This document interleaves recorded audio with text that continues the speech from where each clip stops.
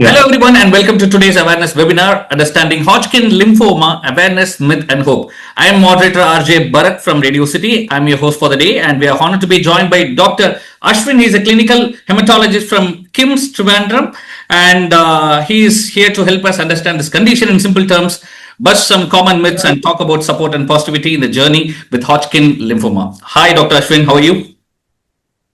Yeah. Hello, Bharat. I'm good. I'm good. We are good too, and we know what is lymphoma. Okay, but what is Hodgkin lymphoma, doctor? Can you explain about this?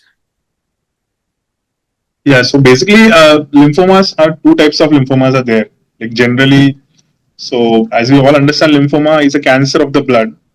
Okay. And usually based on the histopathology or the pathology of the lymphoma, there are basically two types of lymphoma. One is called as Hodgkin's lymphoma, other is called as non-Hodgkin's lymphoma.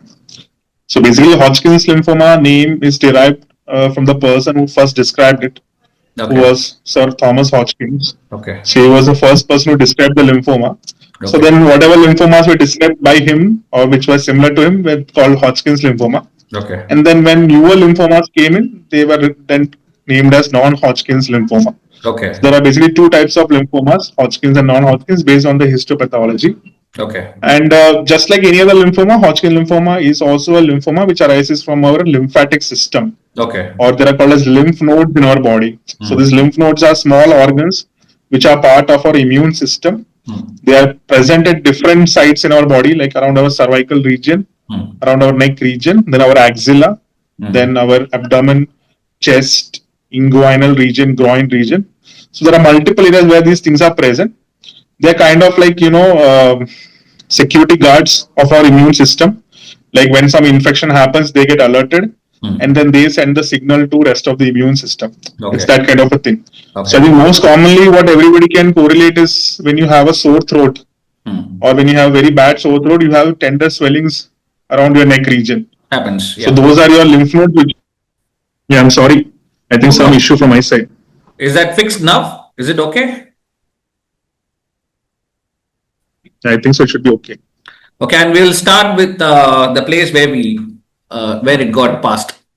No, tablet. Okay. Is it clear, doctor? So you were addressing something about the lymph node. Yeah, so we're talking about like lymph nodes. So I was just telling you that uh, when we develop sore throat, usually we have tender swellings around our neck region, and those are basically lymph nodes which become activated because there's a localized infection. So they help us to fight against that infection.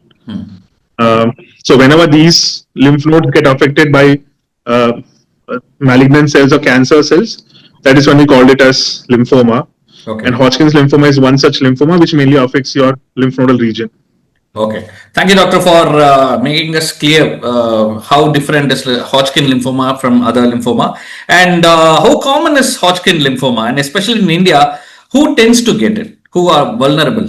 So it's, I wouldn't say it's a very common cancer, but still it accounts for around 10% of all the lymphomas in the world.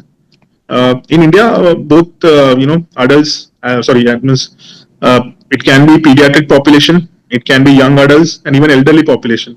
Anybody can get this lymphoma. Okay. And what are the symptoms should the public watch out for? Yeah, so usually the most common symptoms would be there will be swellings in your body, like neck swellings or axillary, which are basically your lymph nodes which have become bigger in size. Okay. But sometimes you may have, when the disease becomes like it may start to progress, the initial stage may be just swellings which you may not even notice because they may not be painful or they may not be large enough to be noticed by us personally. But as the disease progresses, you can develop fever, weight loss, loss of appetite. Some people even have itching and a lot of other symptoms, which suggest that it could be there. Yeah. Okay. And once someone sees a doctor with these symptoms, and how is Hodgkin lymphoma will be diagnosed? Yeah, so any lymphoma or even Hodgkin's lymphoma per se has to be diagnosed with the help of a lymph nodal biopsy. So you have to take a biopsy of the lymph node, and that is how we usually diagnose the disease. Okay. There are many other tests to be done, but they are all part of like supportive diagnosis as well as for staging purposes, like undergoing a CT scan, PET scan, then multiple other blood tests and all those things. But the definite diagnosis can only be made when you are doing a lymph nodal biopsy. Okay. And obviously, the next question will be, if I'm diagnosed with the Hodgkin lymphoma, what kind of a treatment will I get? Yeah. So obviously, any type of cancer, you will definitely be getting chemotherapy-based regimens. But obviously, with the science progressing, there are now immunotherapy available as treatment options. Immunotherapy is basically medicines which help to regulate your immune system so that the immune system can itself fight against these cancers. Okay. And so both immunotherapy-based regimens as well as chemotherapy-based regimens are part of Hodgkin's lymphoma treatment. And it depends on how severe it is, right? Yeah, so even with like usually like currently the protocol is like with early stage disease we go for mainly chemotherapy, whereas with advanced stage disease it's more of immunotherapy. But it can be vice versa. It depends lots on the patient's choice also. So patient has choice nowadays, like what kind of treatment they want to take. Okay. We can discuss with them what are the side effects, what are the benefits, and based on that they can take a call as to what kind of treatment they want. Okay, amazing. And doctor, there are few myths around, and I just want you to clear it. And I'll say few from the questions are like, only older people get Hodgkin lymphoma. What is your take on that?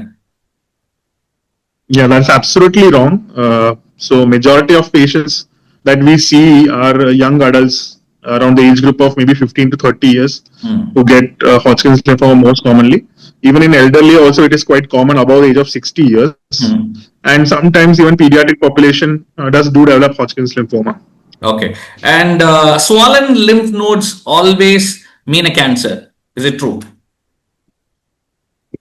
Absolutely not. So that is what we have to be very careful about when you're viewing this video, because swollen lymph nodes, like I told you, like I give the example of a sore throat. You may have a sore throat and you can develop a lymph node swelling. Okay. So any infection can cause a lymph node swelling. You develop some injury to your hand and there may be lymph nodal swelling in the axilla region.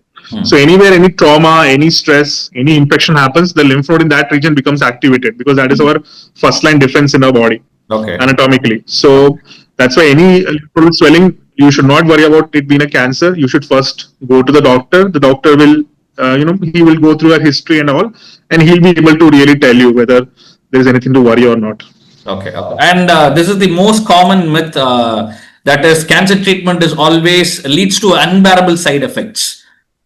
Is that still happening, or is it a myth? So, that is also definitely not a myth. Sorry, that is also a big myth. Like nowadays, most of the side effects can be very easily manageable. And like I told you, with immunotherapy based regimens, the side effects are very few. And none of the side effects are really related to pain as such. Like how we always attribute, I think when a common man thinks about chemotherapy, they first attribute pain as the side effect of chemotherapy, that it will be painful. There will be a lot of side effects and all those things. But nowadays, most of the things are manageable. Okay. And I think, especially if you talk to patients who have gone through this treatment, they will tell you that it's not that big of issue. Okay, nice. And this is to be very precise about the Hodgkin lymphoma, that if it comes, there is no turn back. There is no option left. Is that true? Hodgkin lymphoma, if it comes to anyone? No, that's definitely wrong. It's one of the most curable lymphomas. So if patients develop this lymphoma, they should not be worried about it. They should go and meet their doctor, especially maybe an oncologist or a hematologist. And very good treatments are now available, and most of the cases are actually curable nowadays. Okay, nice. How can a patients and their families cope emotionally with the Hodgkin lymphoma diagnosis? So that can be definitely difficult, because usually when these diagnoses appear, they appear out of the blue. It's not like you have a warning that, you could be having something like this. And definitely the term cancer really, it can affect your emotion. Like you said, family as well as the patient's emotions can be affected. I think it's important to listen to your doctor's advice. It's, now there is so much information available in the net. And everywhere there is chat GPT now. I think first of all now people do is they do a chat GPT analysis before they go to the doctor. They become doctors. So there is so much information available. Exactly. So there is so much information now available. It's very important that you. It's okay you read about the things and everything, but it's important that you take into consideration what your doctor has to say. You trust in your doctor, and always like wherever you go for treatment, definitely there'll be other patients who will be having same issues. You can always talk to them, and that makes things much more clearer. When you see other people going through the same that you're going through, it gives you courage, and it makes you determined to fight better in such situations. So I think it's very important to listen to your doctor, to listen to your peers or other patients who may be going through the same situation. That will help you to cope with such situations. Can an individual return to a normal life after this treatment? Definitely. So most of the patients who are cured, they go back to having their normal life. If they are students, they can go back to their studies. If there are people who are working, they go back to their normal work. Even the most physical activities you can restart doing again. You can have a normal marriage. You can have children. All those things are possible with Hodgkin's lymphoma. So whatever is the definition of a normal life, it is all possible after getting cured by Hodgkin's lymphoma. Okay. As we wrap up, Dr. Ashwin, what is one message you would like to give to the public? Yeah, so one message is it's important to be aware about such things. So there are both spectrum of people nowadays. One who are aware like to a lot extent, maybe kind of paranoid sometimes about their symptoms, and there are certain people who like to be in denial and not want to address the symptoms they have. So it's important that we strike a fine balance in that we should be aware of symptoms. It's important you talk to your friends if you are in doubt. You talk to your doctors or at least your physicians or family doctors that you have, and they can always guide you, because early diagnosis it makes a huge difference in the treatment planning and as well as in the outcomes. So it's important not to be afraid when you face such situations or when you are worried that you may be having such a disease. It's important to face it, and it's important that you approach the right people and the right doctors for this kind of a situation. Okay. Thank you so much, Dr. Ashwin, for sharing your valuable insight in such a simple and a reassuring manner. And thank you to everyone watching today. Remember, awareness is power. Stay alert, stay protective, and take care of yourself and your loved ones. See you next time. This message is a part of Disease Awareness Initiative by Takeda Biopharmaceutical India Private Limited, shared in public interest. Thank you so much, Dr. Ashwin, for joining with us. Thank you. Thank you, Bharat. Thank you, Bharat, so much. Thank you.